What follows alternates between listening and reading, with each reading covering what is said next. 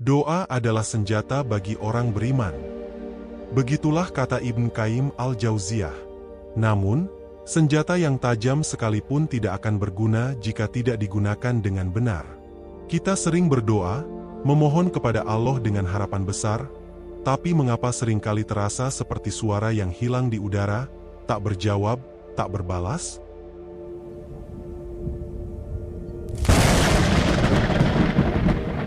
Berapa banyak doa yang telah kita panjatkan, namun tetap terasa tak kunjung terkabul? Pernahkah kita bertanya, bukan mengapa Allah belum menjawab, tetapi apakah doa kita telah benar-benar menembus langit? Apakah kita telah memahami bagaimana cara agar doa itu melesat kuat, bukan sekadar terombang-ambing di pintu langit tanpa arah? Doa itu seperti anak panah. Ia harus ditembakkan dengan kekuatan dan arah yang benar agar bisa mencapai sasaran. Jika panah dilepaskan tanpa tenaga, ia hanya akan jatuh ke tanah sebelum sampai ke tujuannya. Begitu pula dengan doa. Ada doa yang terbang tinggi menembus langit, dan ada pula yang hanya terhenti di bibir, tanpa daya untuk naik ke hadapannya. Hari ini, kita akan membahas bagaimana cara agar doa kita tidak sekadar menjadi suara yang berlalu begitu saja, tetapi bisa benar-benar menembus langit, sampai kepada Allah, dan menjadi doa yang mustajab.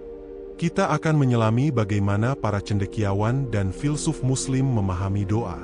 Dari Al-Ghazali yang mengajarkan pentingnya hati yang bersih dalam berdoa, hingga Ibn Qayyim yang menjelaskan bagaimana doa memiliki kunci-kunci agar dikabulkan. Bukan hanya sekadar meminta, doa adalah perjalanan spiritual, hubungan antara hamba dan Tuhannya. Dan dalam perjalanan ini, ada jalan yang harus ditempuh, ada pintu yang harus dibuka, ada kunci yang harus kita pegang. Jika kita tahu jalurnya, doa kita tidak akan lagi menggantung di langit, tetapi benar-benar menembus dan diterima di sisinya. Mari kita mulai perjalanan ini, memahami bagaimana cara berdoa yang bukan hanya sekadar ritual, tetapi menjadi kekuatan yang mengubah hidup kita. Doa bukan sekadar rangkaian kata yang diucapkan dengan lisan, melainkan hubungan antara makhluk dengan Sang Pencipta. Doa adalah bahasa hati, ungkapan harapan, dan wujud ketergantungan manusia kepada Allah. Dalam Al-Quran, Allah berfirman, "Berdoalah kepadaku, niscaya akan aku perkenankan bagimu." Quran Surat Al-Mu'min ayat 60. Ayat ini adalah janji Allah bahwa doa yang dipanjatkan dengan tulus tidak akan sia-sia. Seorang hamba yang berdoa sedang mengakui kelemahannya, menyadari bahwa ia tidak memiliki kendali penuh atas hidupnya, dan hanya Allah yang dapat menolongnya. Tidak ada satupun manusia yang benar-benar kuat tanpa bergantung kepadanya. Bahkan mereka yang merasa tidak membutuhkan pertolongan sekalipun, dalam sunyi dan sepinya, pasti pernah berdoa. Doa juga bukan sekadar ritual yang dilakukan dalam keadaan terdesak, melainkan ekspresi harapan yang tulus. Ia adalah wujud keyakinan bahwa apa yang tak terlihat oleh mata tetap berada dalam genggamannya. Doa bukan hanya tentang meminta sesuatu, tetapi juga tentang mendekat kepadanya. Al-Ghazali berkata bahwa doa yang benar lahir dari hati yang bersih. Bukan hanya sekadar ucapan di bibir, tetapi juga doa yang dipanjatkan dengan keikhlasan, keyakinan, dan kesungguhan. Hati yang penuh kelalaian dan kesombongan akan menjadi penghalang doa itu sendiri. Ibn Qayyim al-Jauziyah menambahkan bahwa doa memiliki syarat dan sebab agar bisa terkabul. Bukan berarti Allah tidak mendengar, tetapi ada doa yang terhalang oleh kesalahan manusia sendiri. Salah satu syaratnya adalah tidak sekadar mengucapkan permintaan, tetapi juga memahami bahwa doa harus dibarengi dengan usaha dan kepasrahan yang penuh kepada Allah. Jalaluddin Rumi menggambarkan doa sebagai jembatan antara hati manusia dan Allah. Ketika seseorang berdoa, ia sedang meniti jembatan spiritual yang menghubungkan dirinya dengan sumber segala rahmat. Semakin sering seseorang berdoa, semakin kuat jembatan itu, semakin dekat ia dengan Tuhan. Doa bukan hanya permohonan, tetapi juga perjalanan. Sebuah jalan yang membawa manusia dari kelemahan menuju kekuatan, dari ketidakpastian menuju ketenangan, dari keterpisahan menuju kedekatan dengannya. Dan dalam perjalanan itu, doa bukan hanya tentang meminta sesuatu dari Allah, tetapi juga tentang menemukan makna terdalam dari hubungan antara hamba dan Tuhannya. Banyak orang bertanya, mengapa doa mereka tidak dikabulkan? Mengapa ada permohonan yang seolah menghilang begitu saja di udara, tak mendapatkan jawaban? Apakah Allah tidak mendengar? Ataukah ada sesuatu dalam diri kita yang menghalangi doa itu sendiri?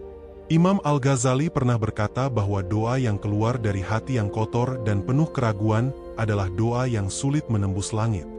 Bagaimana mungkin seseorang mengharapkan jawaban dari Allah, sementara hatinya sendiri tidak yakin kepadanya? Keyakinan adalah ruh dari doa, sedangkan hati yang berkarat oleh keraguan akan menjadi dinding yang menghalangi terkabulnya doa tersebut. Ibnu Qayyim menambahkan bahwa doa yang hanya sekadar lisan, tanpa kesungguhan hati, tak ubahnya seperti angin yang berlalu. Banyak orang berdoa dengan kata-kata yang indah, tetapi hatinya kosong.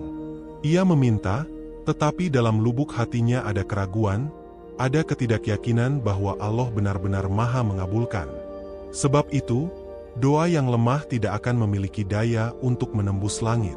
Ibnu Athaillah mengingatkan bahwa doa bukanlah bentuk tuntutan kepada Allah, melainkan cara untuk membangun kedekatan dengannya.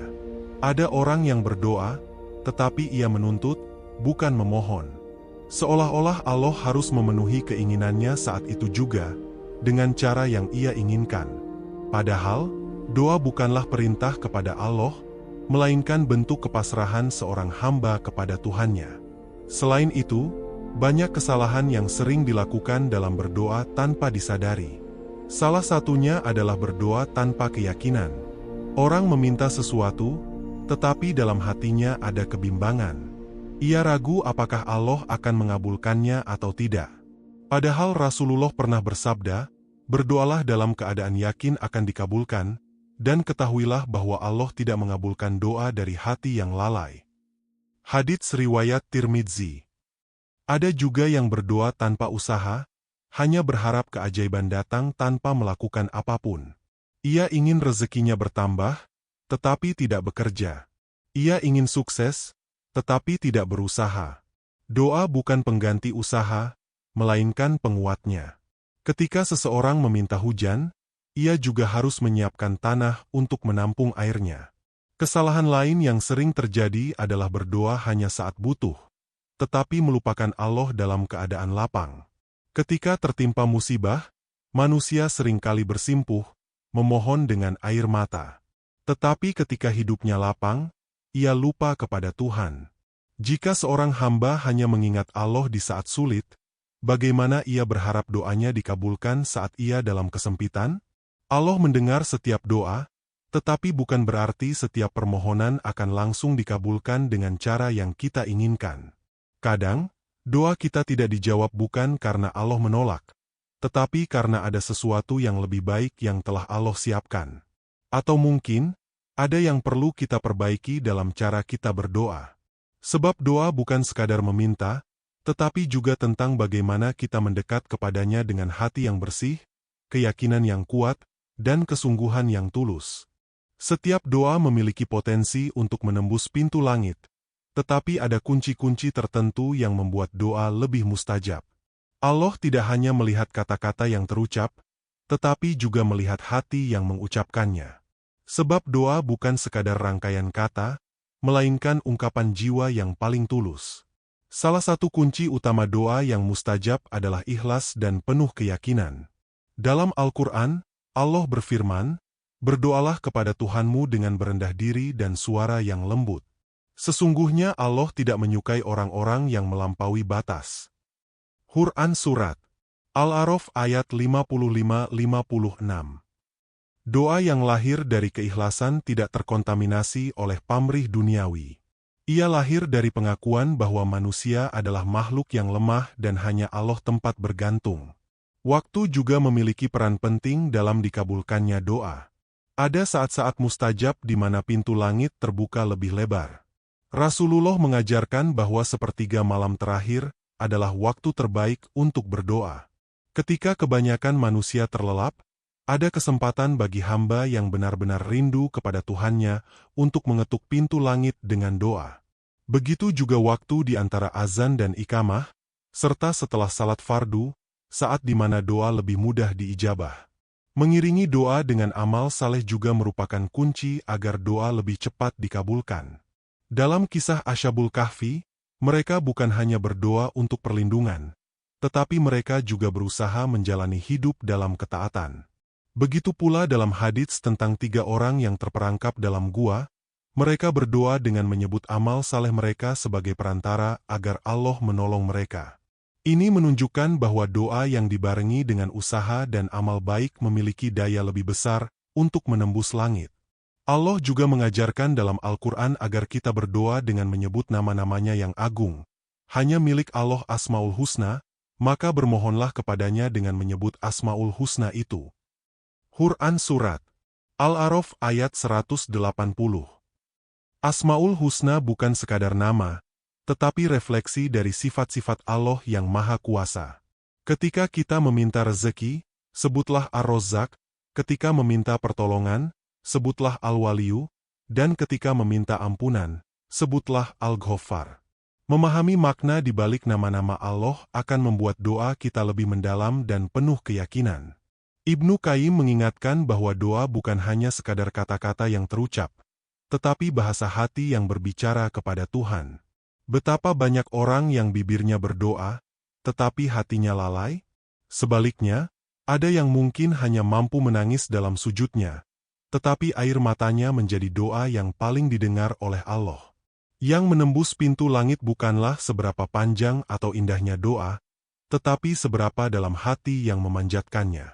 Doa yang menembus langit bukan hanya sekadar permohonan, tetapi juga bentuk penghambaan.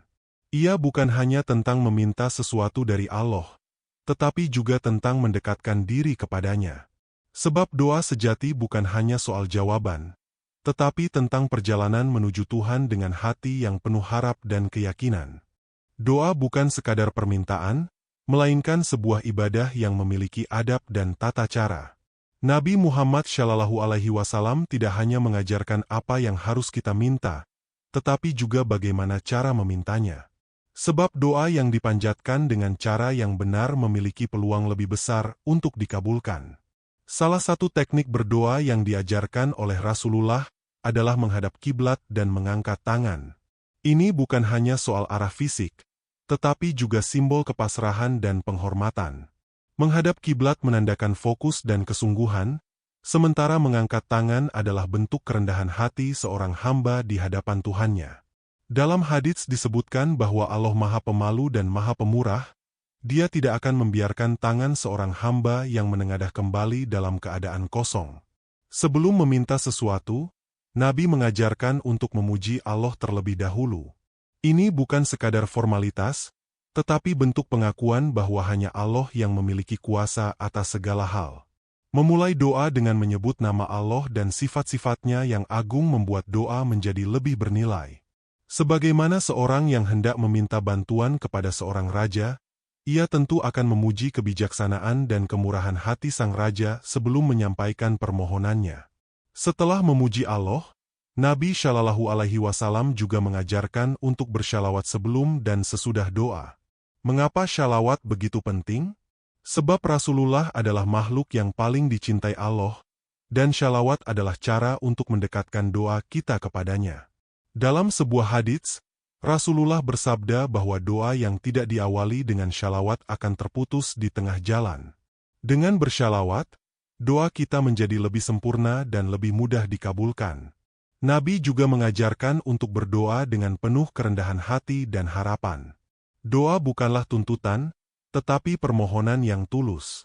Allah mencintai hamba yang memohon dengan penuh keyakinan, tetapi juga menyadari bahwa apa yang terbaik hanya diketahui olehnya.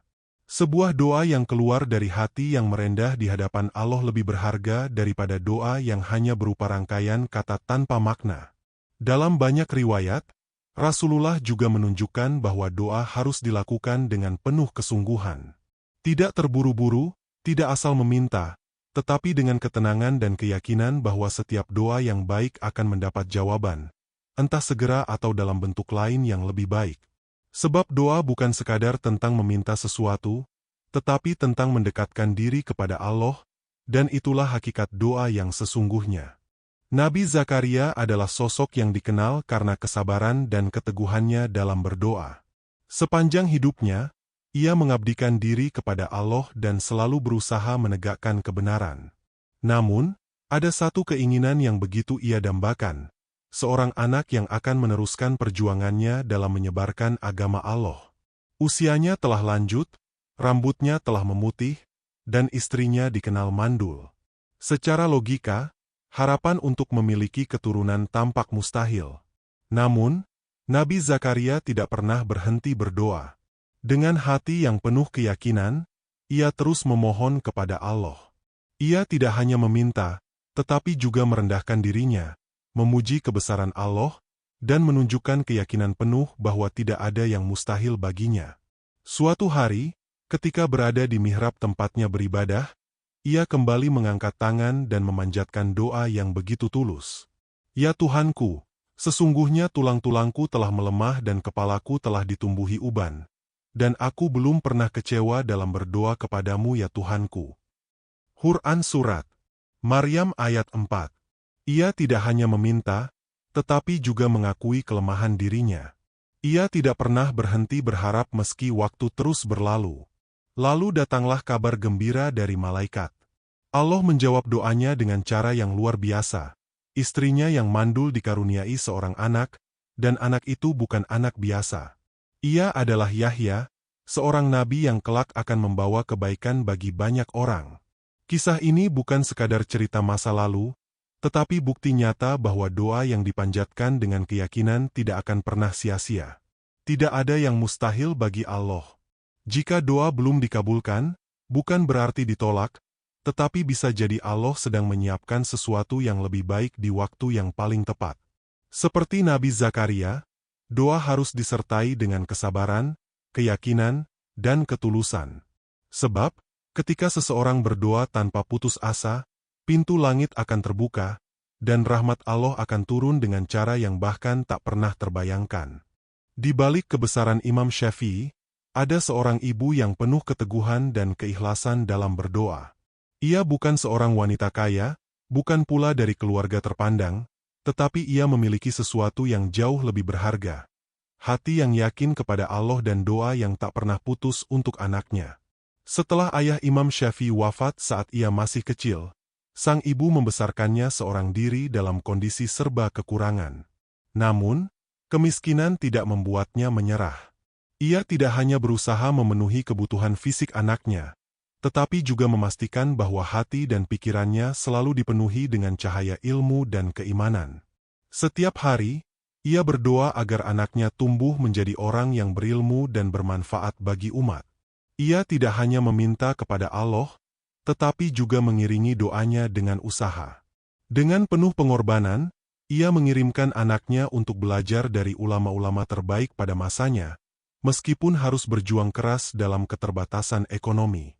Suatu hari, ketika Imam Syafi'i masih kecil, ibunya berdoa dengan sangat khusyuk. Ia berkata, "Ya Allah, jadikan anakku ini sebagai orang yang membawa cahaya bagi umat, berikan ia ilmu yang luas dan keberkahan dalam kehidupannya." Ia tidak sekadar meminta, tetapi ia benar-benar percaya bahwa Allah akan mengabulkan doanya. Waktu pun berlalu, dan doa itu perlahan menjadi kenyataan. Imam Syafi'i tumbuh menjadi seorang anak yang cerdas, dengan daya ingat yang luar biasa. Di usia yang sangat muda, ia telah menghafal Al-Quran dan ribuan hadits. Ilmunya terus berkembang hingga akhirnya ia menjadi salah satu imam besar dalam sejarah Islam. Semua itu berawal dari doa seorang ibu. Doa yang tidak hanya diucapkan, tetapi juga diiringi dengan usaha dan keyakinan. Kisah ini menjadi bukti bahwa doa seorang ibu memiliki kekuatan luar biasa. Ketika seorang ibu berdoa dengan tulus untuk anaknya, doa itu akan menembus pintu langit dan mengubah takdir dengan cara yang menakjubkan. Betapa banyak orang hebat yang lahir dari doa seorang ibu. Sebab doa ibu bukan hanya permohonan biasa, tetapi doa yang datang dari hati yang penuh cinta, keyakinan, dan ketulusan. Maka, jika ada yang ingin melihat keberkahan dalam hidupnya, jangan lupakan doa seorang ibu, karena di dalamnya tersimpan rahmat dan keberkahan dari Allah. Seringkali, seseorang merasa gelisah ketika doanya belum juga dikabulkan. Ada yang mulai meragukan keadilan Allah, ada yang bertanya-tanya apakah doanya salah, dan ada pula yang akhirnya berhenti berdoa karena merasa lelah menunggu. Namun, doa bukanlah sekadar permintaan yang harus segera dijawab sesuai keinginan kita.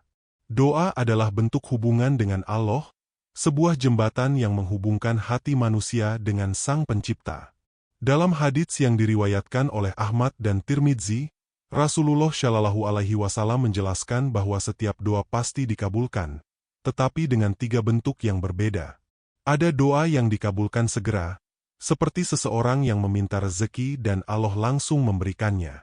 Ada pula doa yang pengabulannya ditunda untuk waktu yang lebih baik, karena Allah lebih mengetahui kapan saat yang tepat bagi hambanya.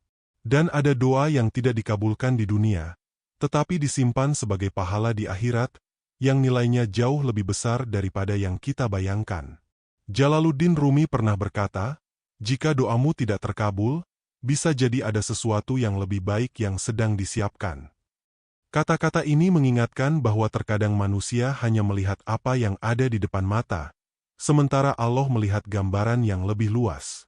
Kita mungkin menginginkan sesuatu sekarang, tetapi Allah mengetahui bahwa jika diberikan saat ini, itu bisa membawa keburukan yang tidak kita sadari. Ibnu Athaillah juga mengingatkan, jangan berhenti berdoa hanya karena belum dikabulkan. Doa bukanlah sekadar cara untuk mendapatkan sesuatu, tetapi juga bukti bahwa kita bergantung kepada Allah. Berhenti berdoa berarti berhenti berharap kepadanya, padahal bisa jadi doa yang belum terkabul itu justru sedang membuka jalan bagi sesuatu yang lebih besar. Maka, ketika doa terasa belum dijawab, jangan terburu-buru berputus asa. Bisa jadi Allah sedang menguji keteguhan hati, menyiapkan sesuatu yang lebih baik, atau menggantikannya dengan sesuatu yang lebih berharga di akhirat kelak. Yang terpenting adalah terus berdoa dengan keyakinan, karena setiap doa yang dipanjatkan dengan ikhlas tidak akan pernah sia-sia. Doa adalah senjata yang paling ampuh bagi seorang mukmin. Ia bukan sekadar permohonan, tetapi wujud ketergantungan kita kepada Allah.